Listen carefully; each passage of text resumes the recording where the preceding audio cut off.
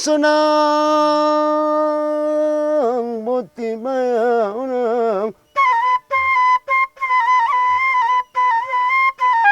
santabi sepuluh mari santabiun tuano panale nihita satsude naon sunguni ale bayatu komko umon naro ale bayacian hutabalianon sunguni juali tu raja-rajaun nadong ale bayada di hutan tahun sumurung lobi tu ale raja sadarion nadia godang kon ale diari sadarion ileonang taruunang alaleonang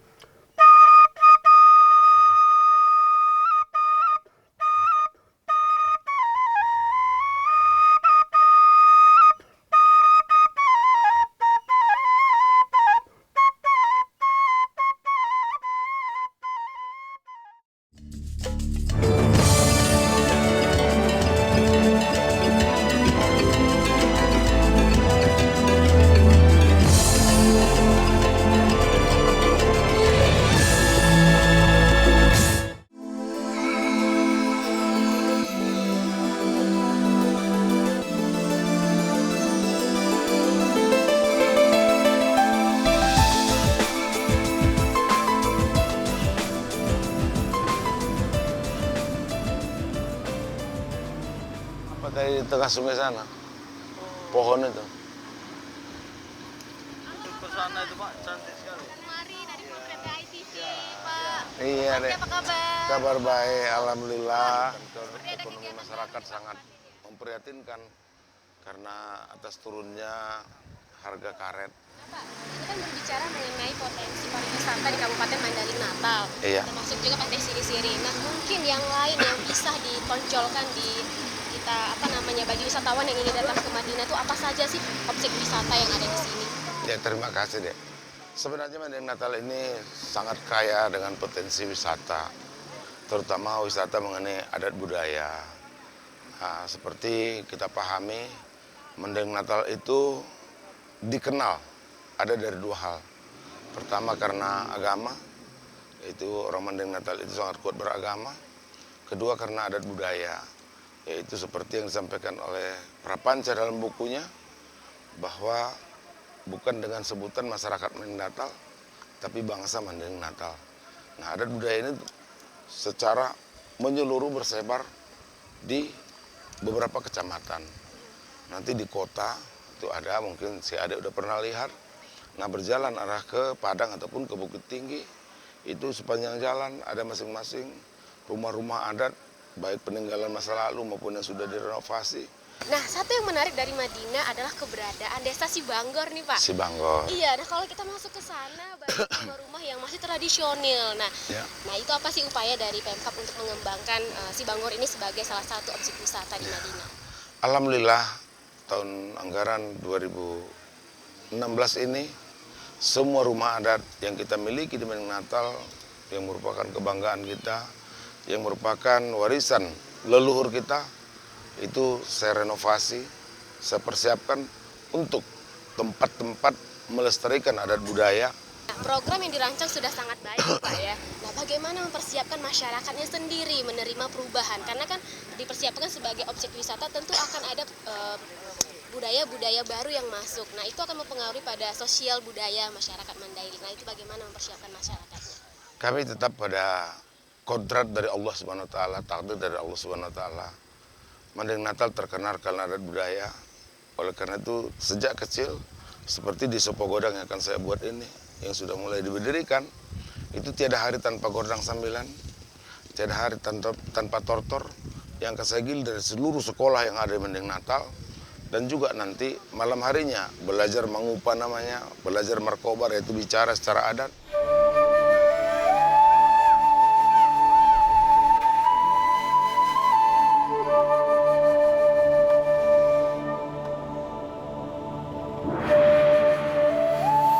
Desa Sibanggor berada di kecamatan yang mencerminkan lokasinya, yaitu Puncak Sorik Marapi.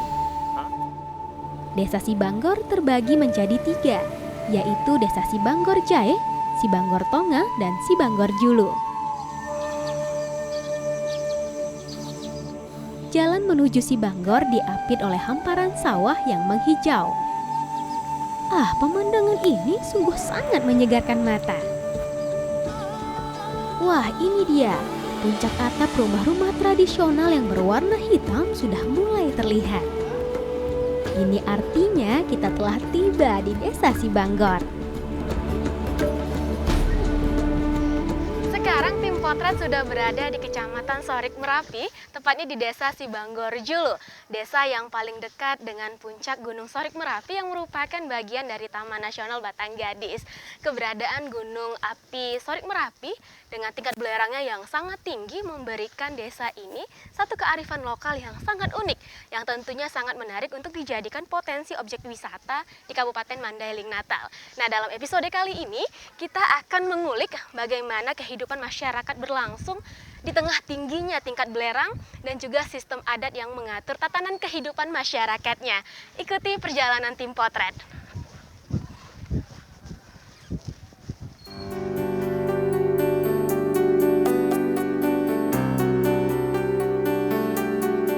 Desa Sibanggor Julu terletak di lereng sebelah timur Gunung Sorik Marapi. Karena posisinya yang berada di lereng bukit, maka hampir semua landscape wilayah yang berpenghuni sekitar 1.500 jiwa ini berada dalam kemiringan di atas 25%. Sehingga pengaturan rumah-rumah penduduk juga disusun berbanjar mengikuti kontur tanah perbukitan. Keunikan Desa Sibanggor yang paling menonjol tentunya keberadaan rumah-rumah tradisional yang berbentuk panggung dan beratap ijuk. Tuntutan alam mengharuskan masyarakat di sini untuk menyesuaikan rumah dengan kadar belerang yang sangat tinggi.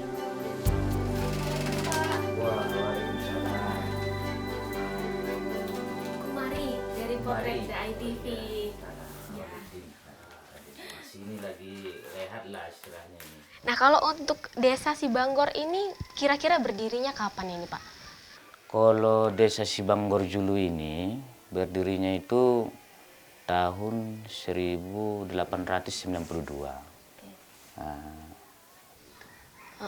Nah, konon katanya sempat berpindah ya, Pak ya, dari lokasi sebelumnya. Di mana itu, Pak? Iya. Dulu itu Sibanggor Julu itu namanya itu di air panasnya di bawah kan. Di bawah.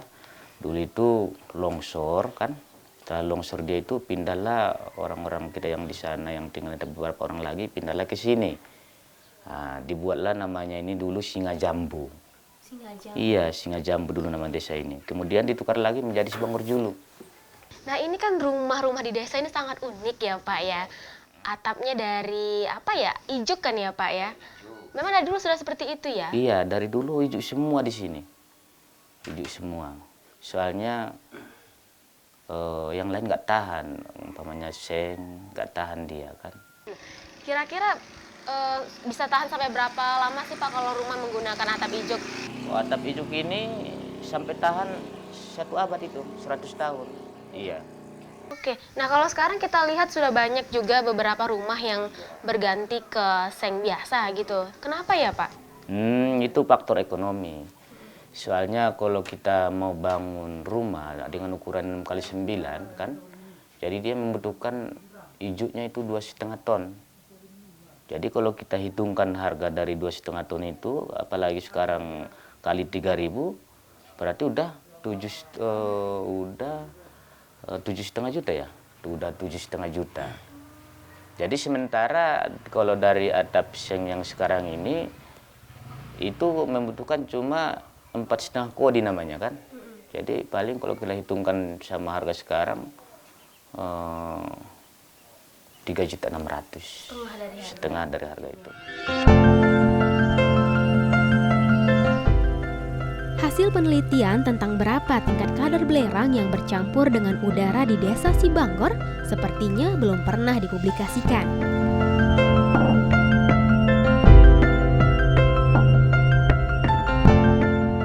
Merapi untuk mengetahui bagaimana aktivitas gunung aktif Sorik Marapi, saya dapat berkunjung ke Badan Vulkanologi dan Mitigasi Bencana Geologi Sorik Marapi.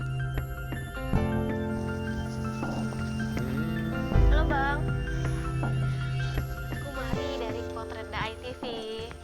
Iya, mau nanya-nanya tentang kondisi. Nah, kalau untuk Gunung Sorik Marapi, sejarah letusan itu seperti apa? Sejarah letusan Gunung Sorik Marapi itu sejak tahun 1980 itu terekam 8 kali letusan dan yang terakhir itu tahun 1987. Tipe Gunung Sorik Marapi itu adalah tipe letusan freatik, yaitu letusan abu. Jadi pada tahun 1987 itu ada letusan yang berupa letusan abu. Oke, nah dari 8 kali sejarah letusannya, mana sih Bang yang paling dahsyat dan kapan itu? Yang kalau tipe Gunung Sorik ini, dia kan ada 2 tipe gunung. Untuk freatik, freatik ini letusannya lebih dominan ke cuma abu aja. Karena kalau di Sorik, itu dia freatik, jadi letusannya tidak terlalu besar. Beda dengan Sinabung yang magmatik. Oke, kalau ini untuk pemukiman warga ya Bang yang berada di bawah kaki Gunung Sorik Marapi, terutama si Banggor gitu kan, apakah sekarang ini posisinya sudah cukup aman kalau sewaktu-waktu terjadi erupsi atau letusan? Kalau seandainya ada letusan yang cukup besar, itu daerah Sibanggor Julu itu masuk daerah rawan bencana. Jadi untuk daerah-daerah Sibanggor Julu dan juga Sibanggor Tonga itu juga harus diungsikan kalau terjadi ada letusan besar. Oke, nah kalau pemantauan menggunakan visual biasa dilakukan Saat kunjungan tim potret terekam dalam seismograf Gunung Sorik Marapi mengalami 15 kali gempa tektonik dan 11 kali gempa vulkanik. kondisi seperti apa bisa? Oh iya bisa. Boleh ya, saya ikut ya. Oke. Sekarang yuk kita lihat Gunung Sorik Marapi melalui pengamatan visual. Warna dia dilihat dari warna asap ya Bang ya. Kalau sekarang gimana kalau untuk pantauan mengenai warna asapnya? Kalau dilihat dari visual, sekarang kita nggak bisa lihat dari visual karena gunungnya ketutup oleh kabut.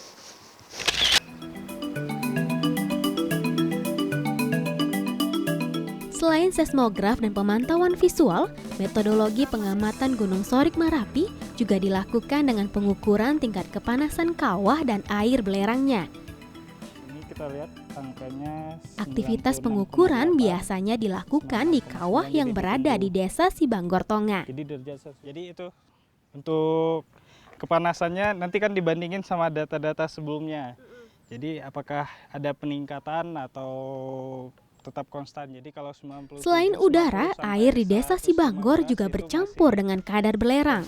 Karena itu tidak semua sumber air di desa ini dapat dikonsumsi. Sehingga hanya dapat digunakan untuk aktivitas mencuci dan mandi saja.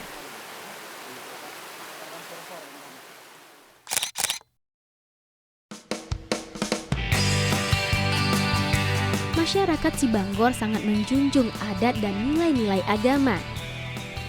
Tatanan kehidupan dijalankan sesuai dengan ajaran Islam. Namun bagaimanakah adat lokal dan nilai spiritual menyatu dan diterapkan? Sehat Ibu, sehat Ibunya, sehat ya.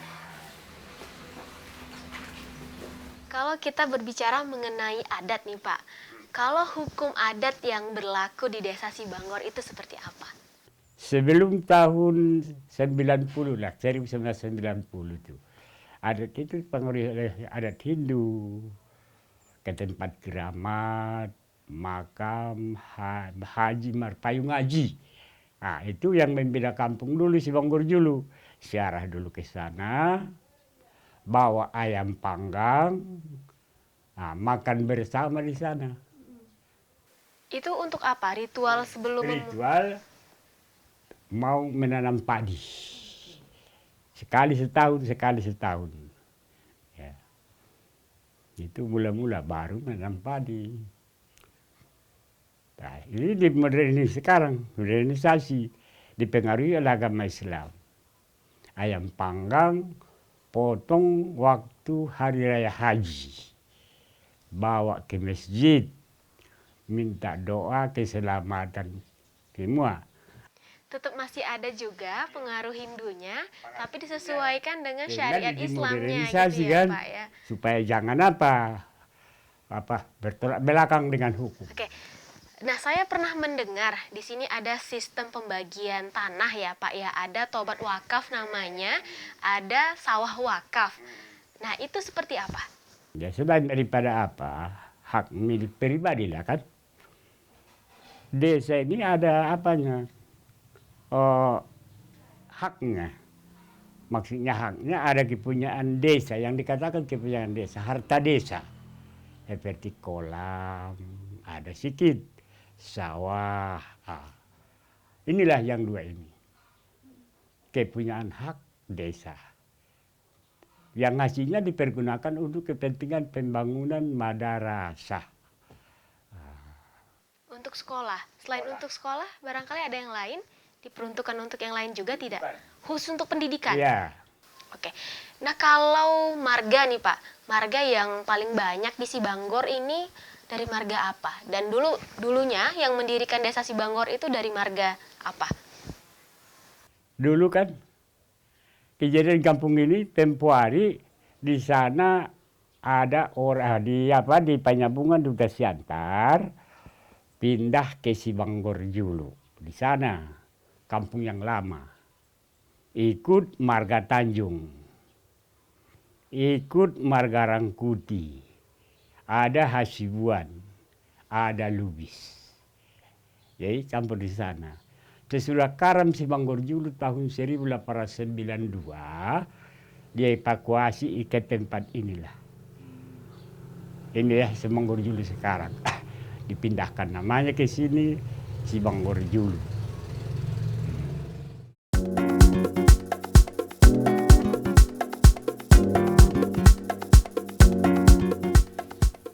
Sesuai penuturan tokoh adat sebelumnya, dahulu setiap aktivitas masyarakat akan diawali dengan ritual khusus.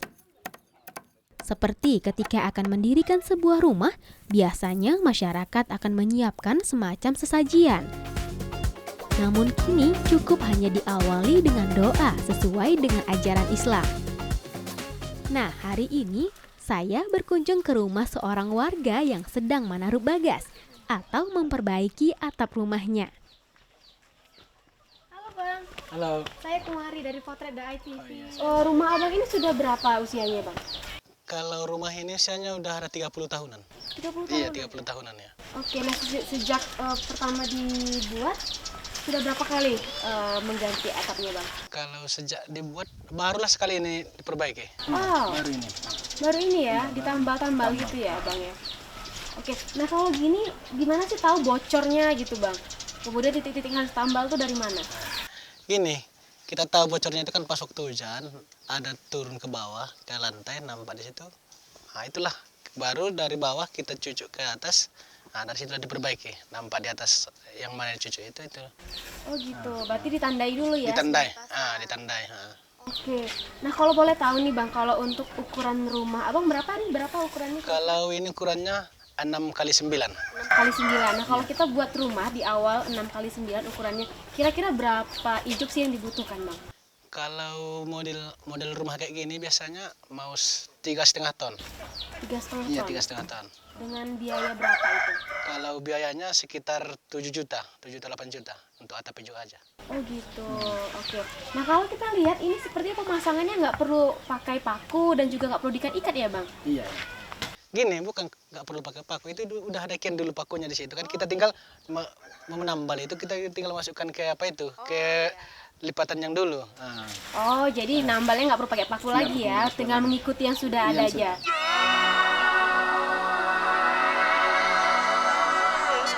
Bentuk rancangan rumah di Desa Sibanggor memiliki fungsi ganda. Atapnya yang berbahan ijuk berfungsi untuk melindungi rumah dari hujan belerang yang kerap terjadi. Dan bentuk panggung yang disanggah oleh bongkahan batu berfungsi sebagai penahan gempa. Beginilah cara masyarakat Sibanggor menghargai semesta. Hidup dengan mengikuti kehendak alam.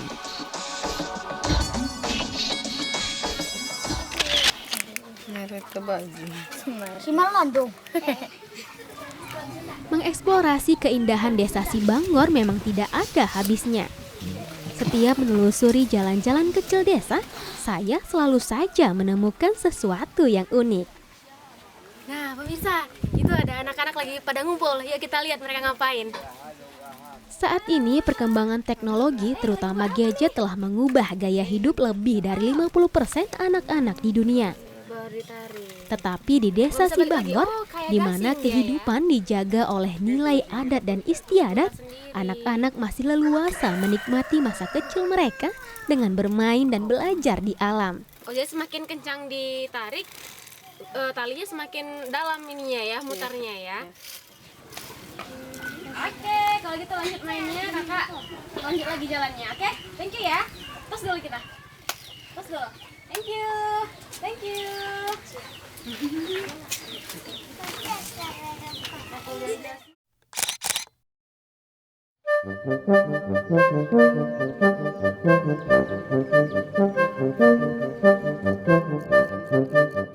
Masyarakat Mandailing memiliki budaya unik, menikmati kopi dengan wadah takar. Takar berarti tempurung. Nah, di desa Sibanggor kami menemukan seorang pembuat kerajinan dari bahan limbah tempurung kelapa. Halo Bapak. Halo. Halo, Kumari dari Potret.id. Iya. Iya, lagi buat apa ini Bapak? Ini buat apa ini? Buat untuk masak nasi. Oh, namanya apa nih? Contung. Kalau di sini dibilang apa ini? Kalau di sini dibilang sonduk namanya. Sonduk. Iya. Ini untuk nasi. Untuk Nasi apa sayur? nasi sayur. Nah, jadi sebenarnya pemirsa, orang Mandailing itu sudah mengenal konsep daur ulang sejak dahulu kala. Nah, contohnya seperti ini, peralatan dapur atau rumah tangga yang terbuat dari tempurung kelapa yang banyak menjadi limbah di daerah ini. Dan tentunya kerajinan seperti limbah tempurung dan mungkin dari yang lainnya juga akan sangat menarik jika dikembangkan menjadi daya tarik wisatawan yang datang ke daerah ini. Itu ya Pak ya. Iya.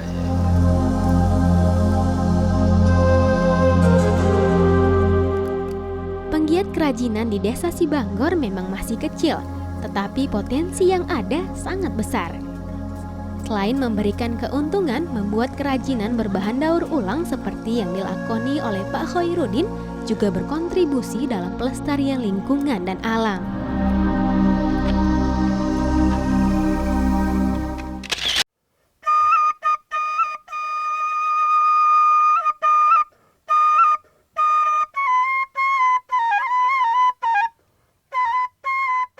Tingginya kadar belerang yang terkandung dalam udara dan sejumlah sumber air, serta besarnya kemungkinan akan meletusnya erupsi yang dapat terjadi kapan saja, mungkin dapat dilihat sebagai sebuah nestapa.